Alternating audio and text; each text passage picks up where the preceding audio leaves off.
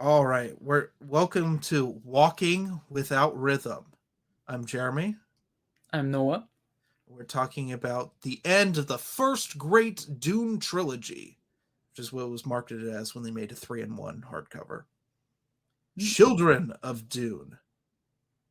This time it's about Paul's children, Leto II and Ganima, who are 9-year-olds that are like thousands of years old because they're both Reverend Mothers. Like Hmm. with Ilea, they were born with that ability and they can interact with all of their ancestors Hmm. in their minds. Um, This is a lot to unpack here. Can it I just is. start with the first one since you mentioned his full name is Leto II? Mhm.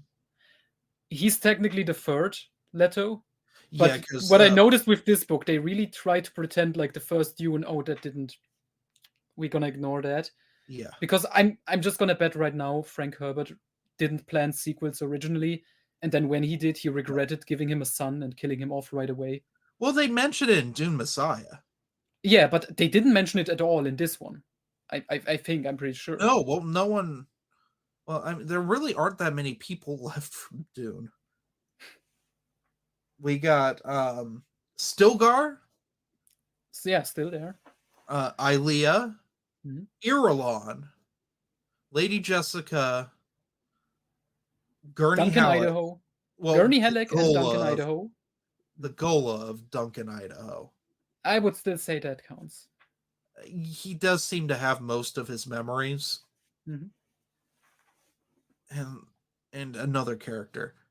So Ilea technically has control of the Empire, and she is crazy. And she's decided that she can't handle anything anymore, so she's letting the Baron Harkonnen possess her. He's back. The He's main villain back. of book one. Lady Jessica is basically dispatched by the Bene Gesserit because they think Ilea is an abomination and needs to be dealt with. Mhm. Um, so she and Gurney come back, and Gurney um,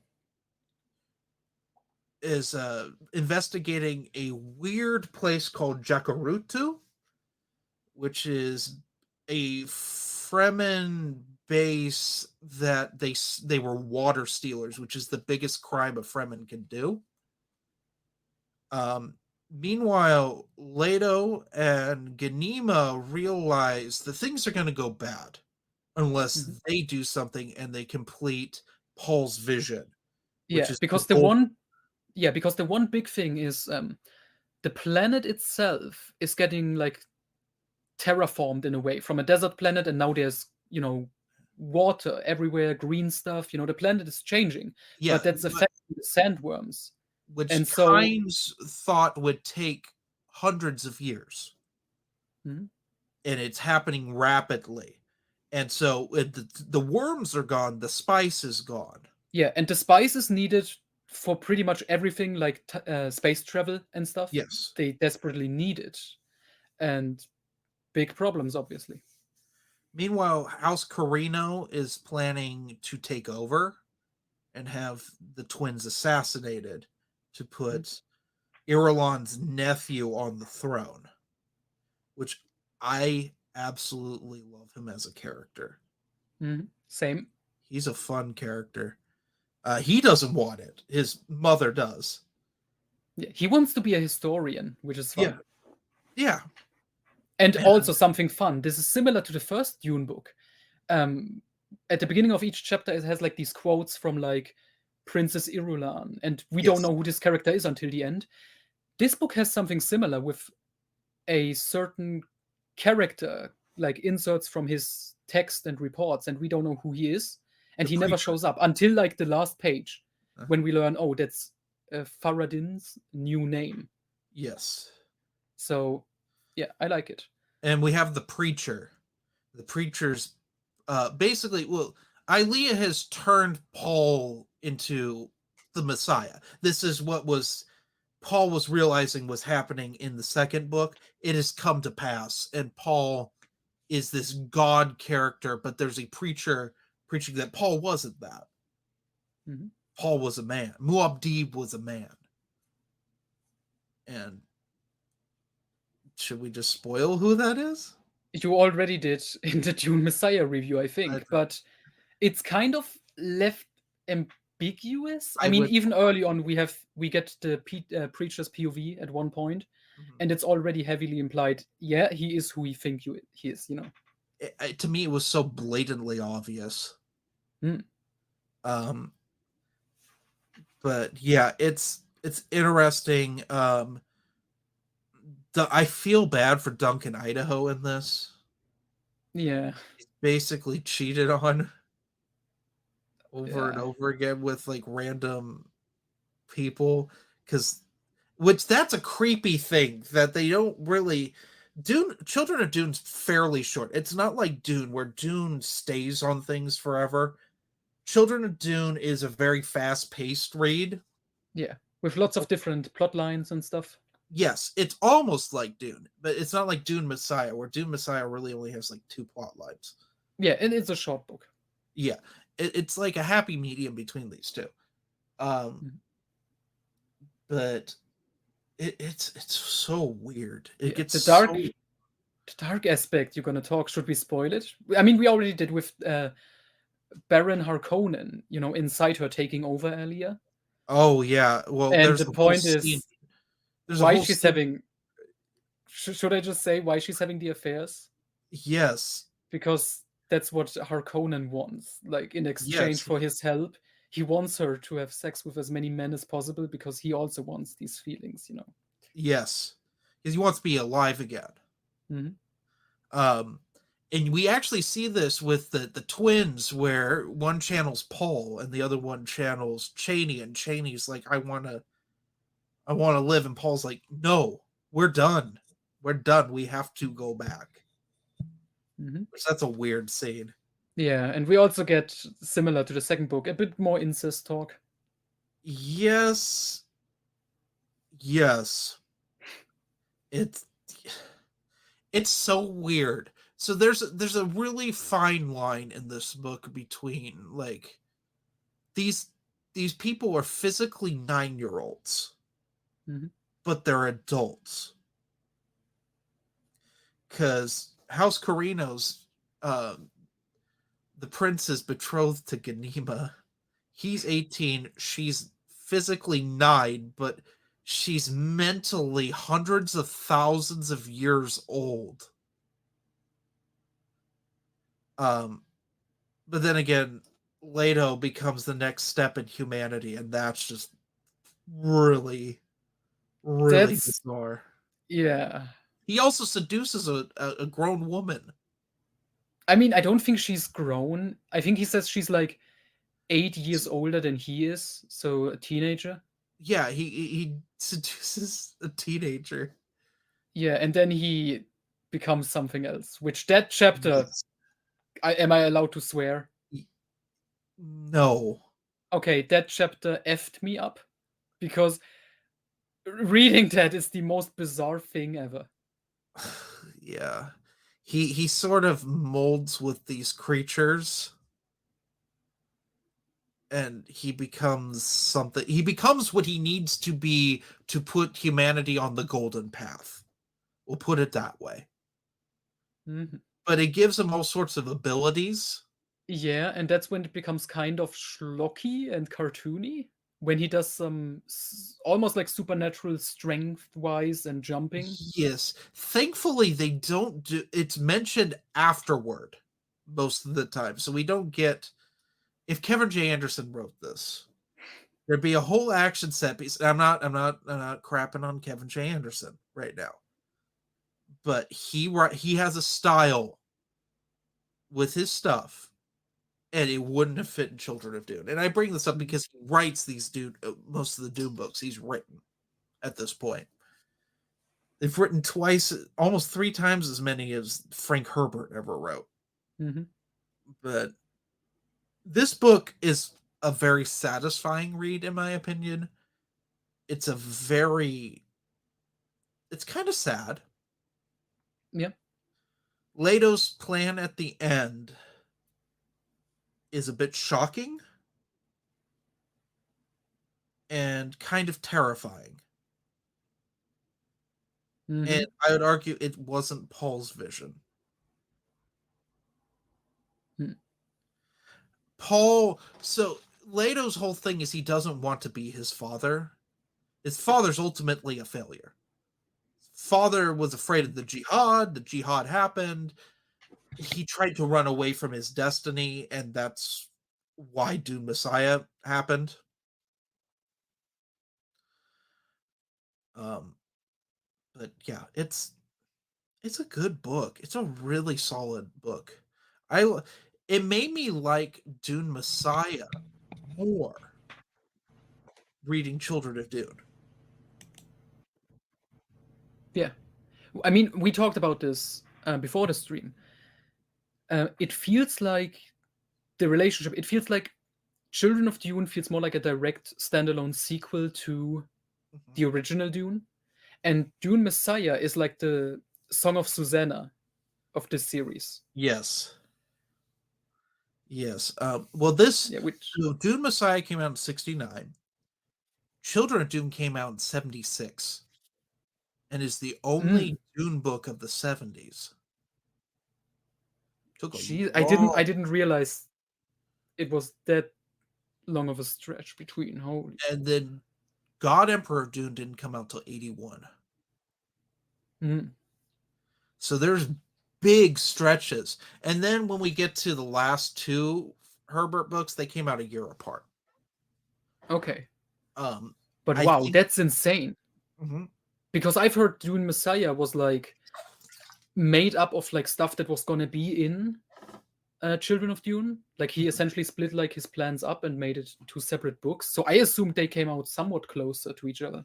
No, I think he just retooled Children of Dune for years. Mm, Uh, it feels like he took his time with it. yeah. Makes me wonder when we get into like, especially the last book, Chapter House Dune, which allegedly ends on a cliffhanger, Mm. which wouldn't be taken care of till Hunters of Dune by Kevin J. Anderson and Brian Herbert. Um, Makes me wonder how that is because people don't like that one. Mm. I think the Benny Gesserit are the protagonists. That's weird. And I mean, that's also something to look forward to now because the whole Paul Atreides family is essentially at an end with this first trilogy. Well, God Emperor of Dune. Yeah, I know this one character is, but he's not really that character anymore. Um, I will save what I know. Oh, okay. I don't know what it is, but now I'm Yeah, curious. yeah. No, I won't do what I did last time. Okay. That was bad. It was just obvious to me, and it wasn't obvious to everyone. Yeah. I Um, mean, since we spoiled it already with Paul being an element, Dune Messiah was such a weird sequel. Like I mhm. didn't dislike it as much, but I was fully like prepared to be like, oh, I guess that's actually it for Paul for good. Yeah. Well, I I mean, would it have basically accepted. is. Yeah, which is interesting in this book because I wasn't sure how much time this plot is gonna. I was thinking it's gonna be the main plot with this preacher character, and it Mhm. really wasn't. No. But I think it was handled very well. Oh, absolutely. Especially when Leto finally meets the preacher. Yeah, and then it changes because the text also just calls him the preacher. But at that moment, when he admits who he is, it changes to Paul. And also, there was this epic moment when Alia is like disguised in the crowd when the preacher is talking in the Yes. city, and he's like, "Dear sister, don't screw me over what I'm doing here." And she's like, "Oh my god, it's him," And and she it's just like panics. hype. Yeah, Yeah. You know what really my favorite scene though is when she tries to have Jessica assassinated. In children. Do you remember that near the beginning? I think it's about the middle mark where she's like, okay, we have to get rid of Lady Jessica, Ilea. And he's like, we have to get rid of her. And so they have a fake attempt only to have Duncan or kidnap her and give her to the Carinos, although Ilea's not privy to that part of the plan. Um, and it's wild. Like someone tries to shoot her during a ceremony, and then like she Mhm. escapes with a bunch of Paul's like inner guards. And it's just and it's like there's the confrontation. I was talking to Matt Wilkins about this when I read it. I was like, I had to call Matt Wilkins. He's a huge Dune fan, and I'm like, when Ilea reveals to Jessica that she's the Baron, um, it is incredible. It's just a great scene of like Ilea doesn't care anymore. Mhm. But yeah, anyway, y'all need to check out Children of Dune. Yeah.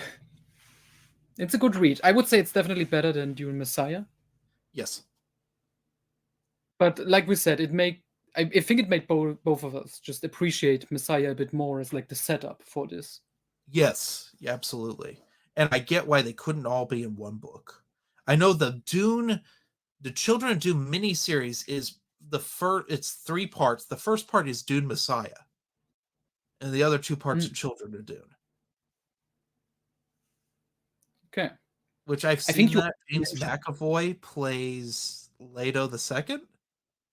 Mm, They aged the twins up to be young adults. Like I think they're supposed to be teenagers. so it's less creepy. Yes. Yeah. I don't know how I feel about it. Has some really it was made for Sci-Fi Channel, so you can imagine the effects quality. This was the Mm, early I think so they did a Dune miniseries, and I think that was 99. And I think this was like 2001 when they did it, so you can imagine what things look like. mhm. We'll review it at some point. You can find it on YouTube. But I'm wondering, you mentioned they released this as a trilogy, like a 3-in-1 Yes, so they did hardcover. 2 3-in-1s. They did a 3-in-1, and they called it the Great Dune Trilogy, and then they called the second one the second Great Dune Trilogy. Mm. Okay, but from what I know, this is the first trilogy.